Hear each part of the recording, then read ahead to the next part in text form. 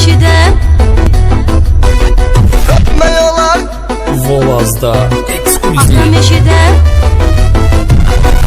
Öpmək olar qonça dudaqlarından atam eşidər asar ayaqlarından Öpmək olar qonça dudaqlarından atam eşidər asar ayaqlarından Xəyalə həsrət Mədəd Tənha təqdim edir.